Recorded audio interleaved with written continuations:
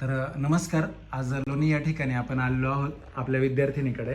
तर आपल्या जाधव क्लासच्या अभ्यासक्रमाचा तिला कशा प्रकारे फायदा झाला हे आपण पालक आणि विद्यार्थिनीकडनं जाणून घेऊयात. तर तुझं नाव सांग ना बाळा. साधना गणेश रणधीर. ओके. आणि तू कुठे राहिला आहेस बाळा? लोणी. लोणीमध्ये. हां. आता तू 10वीची एक्झाम दिली बरोबर ना? ओके. तर तुला आपल्या अभ्यासाने काय काय फायदा झाला बाळा?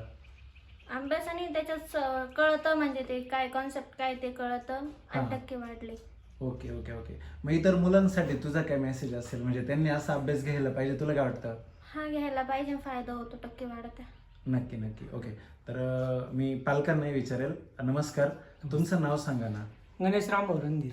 ओके. आणि तुम्ही राहिला कुठे आहात? लोणी. लोणीमध्ये राहता. बरं. ओके. तुमच्या मुलीला आपण अभ्यास दिला होता बरोबर ना? तर तुम्हाला काय फायदा झाला त्यातनं? तिच्यात टक्केवारीत थोडी वाढ झाली. टक्केवारीत वाढ झाली. बरं बरं. अभ्यासात म्हणजे मन लागायला लागले तिचं. पहिलं जसं अभ्यासात जास्त मन रमत नव्हतं तिचं, हां, आता मन रमायला लागलं तिचं. नक्की नक्की. आणि मग इतर पालकांसाठी तुम्ही काय सांगाल? म्हणजे इतर पालक बघा, आता त्यांनी काही पण पालक असंच- ना समजा पैशांचा वगैरे विचार करतात, स्पेशली मुलगी असेल नंतर. तर तुमचं काय म्हणणं आहे? नाही, पैशांकडचं थोडंफार मागं पुढं होतं पैशाचं, पण मग विचार करणं गरजेचं आहे या बाबतीत. नक्की नक्की. म्हणजे असा अभ्यास घेऊन द्यायला पाहिजे. हम्म. नक्की. तुम्हाला फायदा झालाय? झालं. तुम्ही समाधानी आहात? हो. ओके. थँक्यू.